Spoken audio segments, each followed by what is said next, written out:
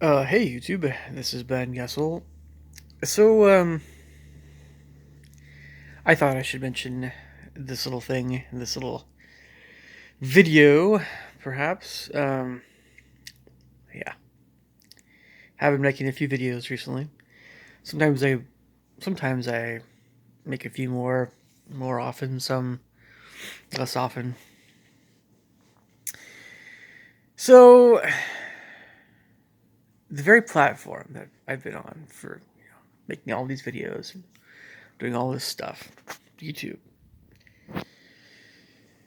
it's really very vexing still because, and this is, again, it's just social media in general, but especially, the great things about YouTube also make it not so great. There's, you meet someone in real life, you immediately have this impression of them, first impression, and it affects everything that you say to that person. It affects everything. You don't have that on YouTube, which is a double-edged sword. You could say things to somebody that you would normally wouldn't otherwise say. That could be a good, could be bad. So maybe some people get their just desserts. There are people that are perhaps just saying this. Some people are very physically powerful and big and intimidating looking. And on YouTube, nobody knows how big they are. So they sometimes maybe really give them a bad time. Really cut them to their core, cut them to their heart. You never know. Size does not equal uh, resilience that way, ability to handle that stuff. By the way, a profession of one of many that has to handle a lot of crap is a policeman woman, or police people. Sorry, you know what? Yeah, police people, policemen, amongst other jobs and careers. These people have to deal on a daily basis with some serious crap. But again, physical size doesn't always equate with, or power doesn't always equate with your emotional thick-skinnedness and ability to handle stuff. And yeah, your emotional reserve or tank or whatever. I don't know. Everyone would consider this thing to be. So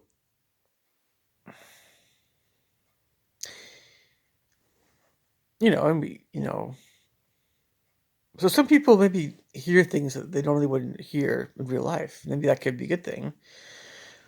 And then, of course, you also have instances where you have, um, we'll just say teenagers for all practical purposes, teenagers and 20 somethings that are very immature, very, very, very, very, very immature. And they have just no scruples about speaking their mind to people that are actually their age, that are quite a bit more mature, or people that are older than them, that are also very mature. Because there's people that are older that are not very mature as well. It's admittedly it's true, but you can kind of, you know,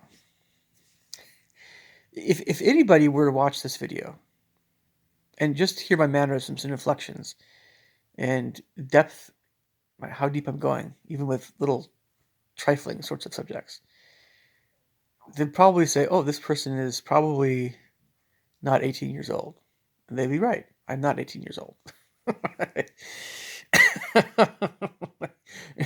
not, not at all, man. Yeah. So, and that's how it ought to be. I mean, you gain experience with life. Sometimes you mature at faster rates, sometimes slower rates, or not at all. Even it's well, very barely any. It just depends. That's actually do we want to mature very quickly or not? I don't know. Sometimes life events force us to mature very quickly. Other times we don't want to mature very much. So we don't, or at least we think we don't. We aren't. But life experience does mature a person. Does help someone age. At any rate, Again on YouTube, we keep getting, some of us more than others keep getting a variety of responses because there is no indication of how old someone is. I mean, and someone could put in how old they are, but they really aren't that age. If there was a way for everybody to have their age right by their name, right by the comment, something that wasn't of their own choosing, something that was just like, this is how old you are, because we just, we know this, right? Google wants to collect all this information about us. Well, why doesn't Google just collect our ages and then put our freaking ages on our YouTube comments? I'm just, wow, how is that such an issue?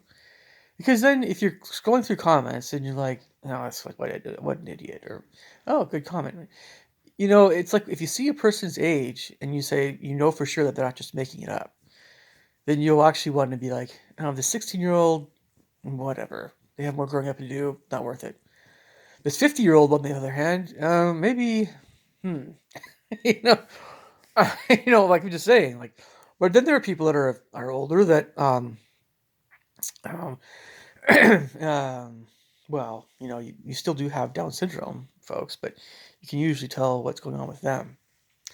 But so what we do instead of in lieu of that is we try to go to someone's channel and get an idea of what they're like. And you can usually tell that somebody is not very mature when they do that very thing and they see only one video and they are buttheads about it. And it strikes me as being juvenile. So you can you have giveaways, right? You have ways and means to kind of figure things out about people. You do. You do.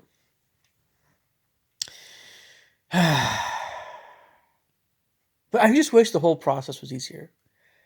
I really do. I really do. And I still think it's a good thing for people to make their own videos. Regardless of whatever. You can critique whatever.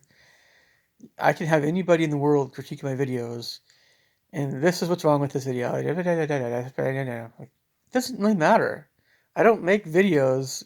I'm not making these big budget Hollywood blockbuster videos with every single video I make. That whole mindset is the reason why so many people don't make videos. And so it keeps people from expressing themselves. When you only have text on a page, there's things you can't express that way. When you make videos, you can definitely express things a lot better. You can hear inflections in someone's voice. You can hear their tone of voice. You can get an idea of their personality a little bit more. That's the whole purpose. That's the reason, you know, yeah, yeah. There's so many things that go into making a video, and it's such a good thing, in my opinion. It really is a good thing. It really is a good thing. Seriously, you want to understand somebody, the more they make videos about themselves, the more you can.